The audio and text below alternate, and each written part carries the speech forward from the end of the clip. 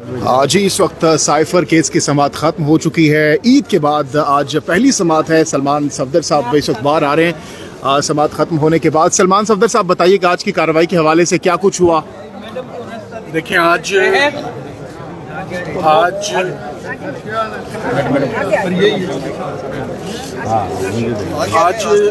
सबसे अहम बात आज की कार्रवाई की ये है कि तकरीबन 11 दिन की समाअत के बाद 17-18 घंटे की सबमिशंस के बाद डिफेंस साइड ने इमरान खान साहब और शाह महमूद कुरैशी साहब के बिहाफ पर हमने अपने दलाइल मुकम्मल कर लिए हैं और बेंच को अब अज़भर केस तकरीबन समझ आ गई है। तमाम इश्यूज़ क्लैरिफाई कर दिए हैं। ईद की छुट्टियों की वजह से इसमें वक्फ़ा डला था, जिस वक्फ़े की वजह से आज कुछ इश्यूज़ पर, क्योंकि हल्के फुल्के कुछ चार्जेस थे जिनसे हमें बाहर निकलना था, मगर आज मैंने बेंच को ये बात बताई कि बहुत कम ऐसा होता है कि हम इस सेटिस्फेक्शन से बाहर निकलें कि हमने 100% 100% केस को हमने जो है वो खड़ा नहीं होने दिया और डिस्ट्रॉय किया है। सो ये साइफर का केस उन मुकदमों में से एक है जिसमें कोई 5-10% नहीं, 100% साइफर का केस ख़त्म हुआ है। और आज जब बाकायदा दलाइल का आगाज़ करने के लिए सरकार को बोला गया तो एक दफ़ा फिर वही चीज़ देखी गई कि जब सज़ा करवानी होती है तो रात 12 बजे तक काम करने को तैयार हैं, और जब अपना मुकदमा बचाने या डिफेंड करने की बात है तो वो मैदान छोड़ने की रवायत चल रही है। और ये रोज़ हम विटनेस कर रहे हैं कि सरकार मैदान छोड़कर भाग रही है। ये कोई अच्छा साइन नहीं देती। और यही बात जज साहिबान ने उठते हुए सरकार को आज कही है कि आपकी इतनी कॉम्प्रीहेंसिव, इतनी बड़ी आपकी टीम है और ये टीम 9 दिन से ये केस सुन रही है, तो इन 9 दिनों में आपकी तैयारी भी मुकम्मल होनी चाहिए और आपकी असिस्टेंस भी। सो आप अपने दलाइल का आगाज़ करें। ईद की छुट्टियां भी हो चुकी हैं, मगर एक दफ़ा फिर कुछ बहाने और कुछ जो डिलेइंग टैक्टिक्स हैं वो इस्तेमाल करने की कोशिश की गई। मगर to cut the long story short, arguments on behalf of Imran Khan साहब, शाह महमूद कुरैशी साहब मुकम्मल हो चुके हैं और हमने कोई ऐसा एस्पेक्ट, कोई ऐसा नुक्ता नहीं है जो ना छोड़ा हो जिसमें हमने इनकी मुकम्मल 100% बेगुनाही। ये अनफॉर्चुनेटली ऑक्सफोर्ड और कैम्ब्रिज से पढ़े हुए लोग हैं जिनकी प्रोसिक्यूशन हो रही है। ऑक्सब्रिज की प्रोसिक्यूशन हुई है, एक 72 के, एक 69 के। ये पॉलिटिकली मोटिवेटेड केसेस हैं और ये पॉलिटिकल मोटिवेटेड केसेस की एक ऑफ शूट है। जज साहब ने जिस तरीके से ये ट्रायल कंक्लूड किया, रात के अंधेरे में गवाहों को एक के बाद एक और उनके वकला को बाहर निकाल के, उसकी कोई नज़ीर या कोई मिसाल नहीं मिलती। जिस तरह सरकार ने इस्तेमाल किया मिस्टर आज़म खान का, उनका अगवा होता है, वो मंजर आम पे आते हैं और इमरान खान साहब और शाह महमूद कुरैशी साहब के ख़िलाफ़ एक 164 का बयान रिकॉर्ड करवाते हैं जिसको वो कोर्ट में ओन नहीं करते। तो आज अदालत ने बार बार ये नोट किया कि जो मरकज़ी गवाह थे इनके, आज़म खान साहब, उनकी जो एविडेंस है वो बड़ी मशकूक एविडेंस है और उसके ऊपर रिलायंस प्लेस नहीं की जा सकती उनके अपने अगवा होने की रोशनी में।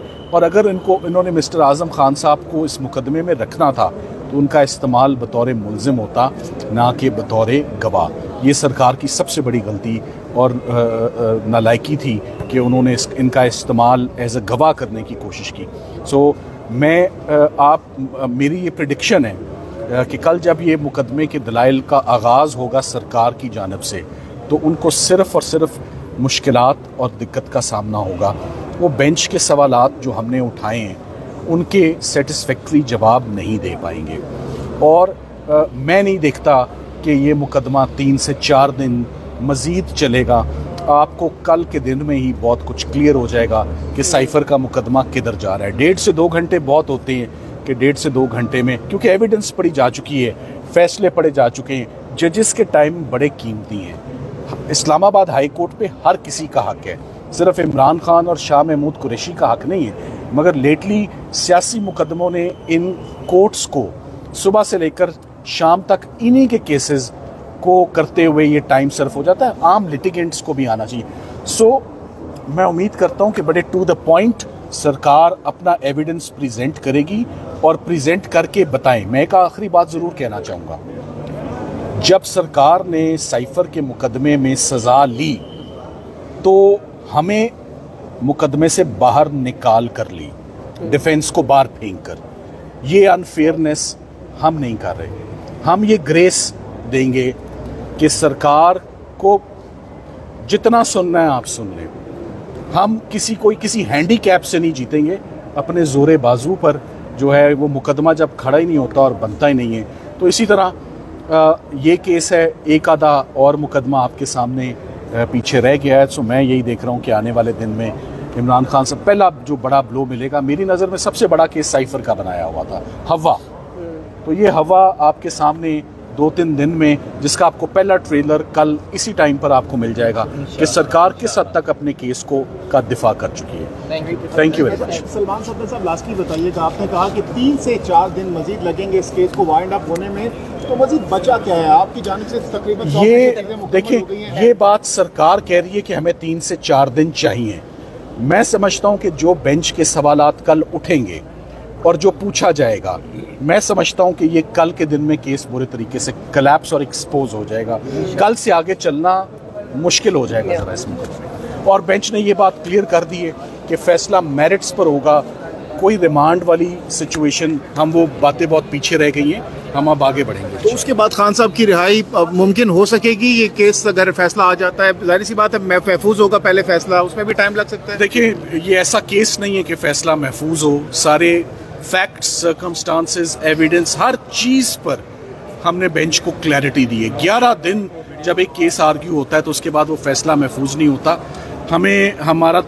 हम तो चाहते थे कि जो हक है वो ईद से पहले ही मिल जाए। जब वो नहीं मिला तो ईद भी गुजर गई। तो अब जिस पार्टी को जो डिजर्व करता है, मैं समझता हूँ ये फैसला इसका फौरन उसी वक्त और उसी दिन सुनाया जाए। और लास्टली ये भी बता दीजिए सलमान सफदर साहब, अब जब ये फैसला तकरीबन करीब है, आपने कहा, तो इस तमाम तर सूरताल में जो जज साहिबान के रिमार्क्स आए हैं उससे क्या अज्यूम करेंगे, एजम्पशन है आपकी कि ये फैसला क्या आ सकता है, आपके खिलाफ भी आ सकता है? मैं जज साहब के कमेंट्स या उनके रिमार्क्स को मैं बिल्कुल वो मैं आपकी परसेप्शन पे छोड़ता हूँ। मुझसे कुछ आज ना ही उस पर कमेंट लें तो बेहतर है। मुनासिब नहीं है कि मैं जज साहिबान की कमेंट्स को इंटरप्रेट करूं।